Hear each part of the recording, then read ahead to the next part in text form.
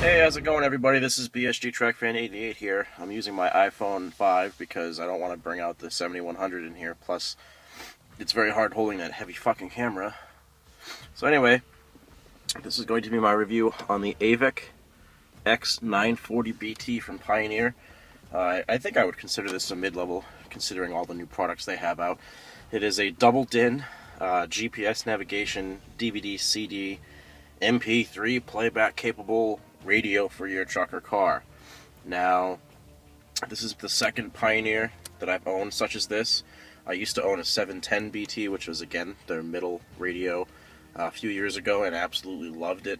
And to be completely honest, I don't absolutely love this, and I'm going to talk to you why.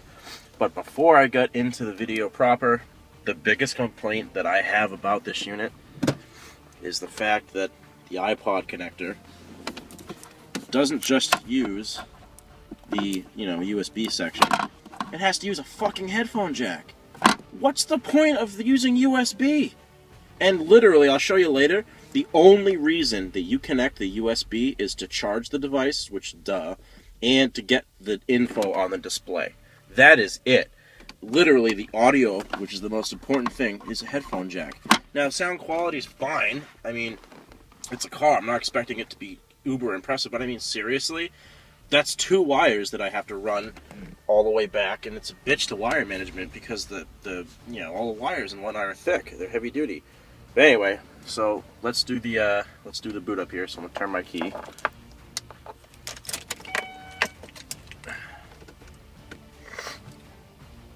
You can customize the splash screen, which is what this is called, if you want to, which is pretty nice. Like with every Pioneer radio, you can customize the colors to match the color of your own vehicle's lighting, which does quite well. You can pretty much make any color. Now, I hooked this up properly. It still says it, but it's a minor inconvenience. And there you go. This is the main media page. Now, excuse me, I was swallowing my phlegm. This Navi product, blah, blah, blah. Okay, blah, blah, blah. For some reason, when you push the home button, it doesn't always take you to home. It takes you to the GPS page, which I really don't like. So anyway, this is the main page, okay? You have your destination, your phone, and your AV source and contents. Now, the phone is pretty straightforward. You sync it up with Bluetooth. I have the mic up there with the GPS antenna. You can make phone calls, all that fun stuff. So I'm not going to go into phone. It's not connected right now. You can call people with a push of a button. Very easy to use. Always give them props for that. Destination, pretty straightforward. You can set your home, type in addresses, point of interest. Now, here's a pet peeve that I'm going to talk about right now. Let's say I'm out driving around and I just want to go home.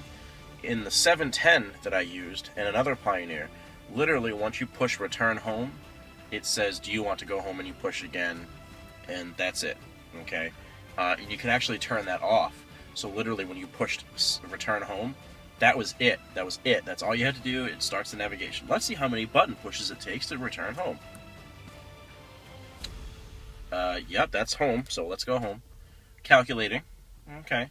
Oh my god. Multiple route options. Now, granted, these are options that are great to have if I wanted to go in them.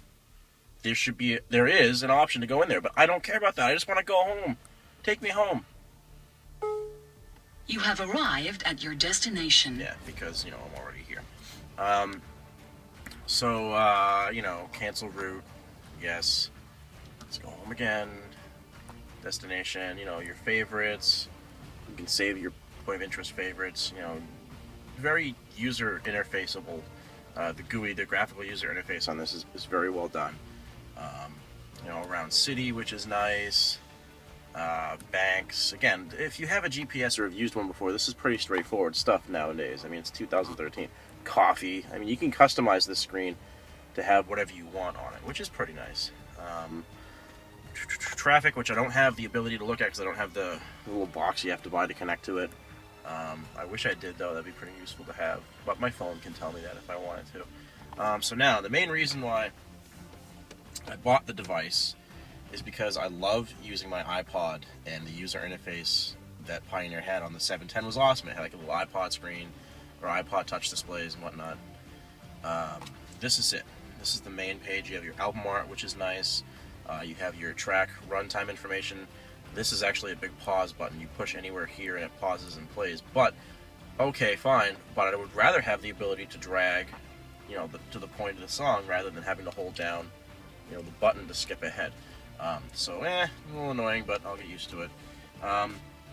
Here on the left-hand side, you have a scrolling bar that you have to scroll in order to access your different features. You know, disc, AM, FM, audio from the Bluetooth, and of course the iPod. Now, this is all well and good, but I think that if you're not touching it or playing with it, insert joke here, that it should go away. This should go away, this whole thing should slide, and the album art should become bigger. Or have more info on artists and whatnot. I mean, there's not much that I can think of that you can put there, but I mean, this just feels like it's in the way. But that being said, it's also nice being able just to simply, you know, push a button and go to FM radio. So that's that. Pushing the album art does nothing. It used to on the other one. I used to flip it around. Now, I have it on shuffle right now. If you don't have it on shuffle, it tells you what's here and what's coming up next. If you put on shuffle, rather than telling you what's next, it just remains blank. Now, you can skip to the next song if you want to by using these arrows here or using the arrows on the indicator here. I haven't really talked about this guy yet. I will in a second. So, back to this main screen focus. Shuffle the album here. You have your options down here, app mode, which I honestly haven't gone into. There's an app mode. I don't even know what that's all about. I haven't had the time or the reasoning to go in there, but this is the back button. It puts you back wherever you were. In this case, I haven't gone anywhere, so it brings you to, you know, playlists, genres, artists, albums, etc., just like an iPod. You pick albums, and ta-da! It starts with A. Now, here's what I don't like. The way that this interface works is you constantly have to touch the screen and scroll. Now, when you're in a car driving, number one, you shouldn't probably be doing that, but when you're in a car and you're on the highway or the side roads, it's very hard to keep your finger on the screen and drag. I find myself a lot of times, you know, I let go or I just push it and boom, you know, it goes here. Now you can just push the back button, but still, it's really frustrating to always have to scroll. I wish that you could maybe have a wheel or, you know, an up or down button and it would go down page by page. Now, obviously, you can search, again, with the scroll, with the letters of the alphabet, and go to L. Let's go to L. Touch sensitivity is okay. It's not the most responsive screen that I've ever played with. It's not bad, though. I said go to L. Thank you. Or O. Let's go to O now, because I pushed the wrong one. You know, there you go. I mean, it's just like an iPod. Going back to the... See, again, I wish this would go away. I'm not using it. So that's the iPod.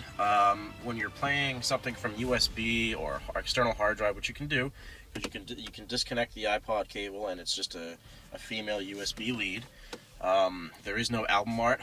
I heard that if you use an Android phone and use this does have Android connectability, so much like iPhone or iPod, it'll work that way. I don't know if it'll do album art though. And for me, I like album art being displayed. I'm an album art whore, if you will. I don't like it when I don't have album art on my songs. But I like having it displayed. I think it looks cool. It looks impressive. I wish it was a little bit bigger on this, but that's okay. So let's go back home and go to settings. Now this is important for me because of an audiophile. Let's go to the one that everybody wants to know about. Let's see, AV sound. Now here you have your fade left and right, which, okay, nice display, but I wish the little cone here, you could simply slide where you want it to go. No, you have to rely on, you know, the buttons, which, fine, whatever. EQ, this is how I have mine customized.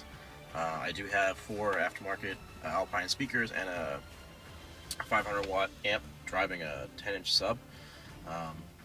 This doesn't have bass or treble control, it just has this, so I've done my best to kind of help it out. Everybody has their own personal settings, to each his own. It has, you know, the ones that are automatically adjustable, you know, powerful, natural voice flat. We've all seen them before. That's that. If your battery gets disconnected, you will lose those settings, so make sure you go back in there. Oops, I don't want that on. It just lowers the volume. Loudness just brings up the treble and the bass, but I'd rather control it myself. Subwoofer settings. Go in here, change the level, reverse the phase. Frequency, I have it at 80 right now, which my speakers can handle the 70. So the most is 125 hertz, and then the lowest is 50 hertz. I have it matched with my speakers 80-80. Sometimes I'll have the subwoofer overcompensate and go to 100, but that's just too much bass in certain areas. Bass booster, pretty self-explanatory. I have it to 1 just to add a little bit of kick to the speakers because they're at 80 hertz. Sound leveling basically tries to level the volume. It doesn't really do a good job. A high-pass filter, again, I have it set to 80. Basically what that means is the bass, the most that this will handle is 80 hertz. Anything lower goes to the subwoofer. Okay, anything higher than that is the high frequency range. Sonic control. Basically, when you're in a car, your left speaker, I gotta clean that out again, is right there next to your leg, so it might be blocked off a little bit. You're not hearing true stereo when you're in a car. This tries to compensate and allow you to get the full effect. I just have it set to 1. I mean, it goes all the way to what, 10 or 7. So I just have it to 1 just for the hell of it. I really don't notice much. It does make a difference, but to me, when I say I don't notice much, I don't care. Audio video settings, AV input with this iPod, app connection, blah blah blah. It's just stuff. This does have the ability to view movies from your iPod. Obviously, when the vehicle's not moving, obviously when the vehicle's not moving. When it does move, it doesn't allow you to do that. It also doesn't allow you to go into settings, which I think is pointless. Whatever. Bluetooth setting is pretty straightforward. Don't need you to know my password. Not like you're going to come see me. What the hell did I just go to? Oh, system settings, regional settings, blah blah blah. To change kilometer or a mile to kilometer, blah blah blah. Screen calibration. Don't ever go into this if you don't want to. And I just did, so now I'm gonna have to hit home. Home. Oh, I don't want to do this. Damn it. All right. 1, 2, 2, 3, 4. Basically, this calibrates the screen's sensitivity. Push and hold the mode key for. Yeah, okay, I don't want to do this. There. Illumination color, as I said before, you can control the color of the 5 lights over there, including the illumination of the CD tray. I have it to green, which, let's see if you can see the lighting here. So I just turn my lights on, so the visual display should dim here a little bit, which it did, but the camera's overcompensating. Then of course we have the green lights, which it's daytime right now, so you can't really see. But it matches pretty good. I mean, you can go in there and customize it to whatever color you want it, or to match your car. It does have the capability of having a camera connected to it. I don't know why it's on. I turned that off a while ago. Splash screen, you can customize it with your own image or different ones. I just have it set to the blue for now. And that's settings. Map settings, displayed info, blah blah blah. I'm not going to get into all this. If you end up buying the unit, explore it for yourself. And now 3D calibrate. This is pretty cool. It knows how far I've gone since I got the unit, just how far I go on average, right turns, left turns. It's pretty cool. I actually like that. Driver log. Now, where the hell was that? View mode, 3D, 2D, ecograph, which is pointless. You can actually set it to tell you, like, okay, gas is X per gallon. You can tell it that it'll tell you, okay, it's gonna cost you $50 to drive here or something like that, which is pretty cool. Now, destination of where you're going is displayed by a map, obviously. And why is this so dark all of a sudden? Calibrate. Thank you. I hate this map. I really do. It's plain looking. It doesn't display anywhere near as much detail as the older maps did. Obviously, when you zoom in, it's going to say, okay, state road, blah, blah, blah. You zoom out, 25 miles. I mean, it's plain looking. It doesn't look good. I mean, obviously, if I turn the lights on, it switches to night mode. But when I talk about the map, I talk about it's just plain. I mean, your average GPS map on a GPS looks cool. The one on the 710 looked cool. I don't know. It's just me. It's okay. And of course, you push down here, and it'll tell you I want your body. No, thank you. It'll tell you the album, the song, and all that stuff that's playing, as well as display the album art here. Now, when you're driving, it'll actually tell you what road you're on and whatnot while you're here. So that's pretty cool. yeah, that's pretty much it. This is the 940BT. It's a good unit for what you can pay for it. There are other units out there from Sony, Alpine. I just like Pioneer because they've been doing it the longest, as far as I know. Also, their interface is pretty straightforward. I like, this. The sound quality is decent. The options are okay. Is this the best unit in the world? No. This is a mid-level unit, and it gets the job done. A little pricey considering the restrictions on some things, but other than that, it's really not that bad. Sound quality, again, as I said before, is very decent. Obviously, you can't hear it through. I love it when people go, the sound quality is great. They blast their music like the microphone that's on my phone is going to pick up the $500 worth of speakers that I have in this car with the sub and amp. Anyway, this is BSG TrackFan88 here for another simple, quick product review. Have a good night, guys.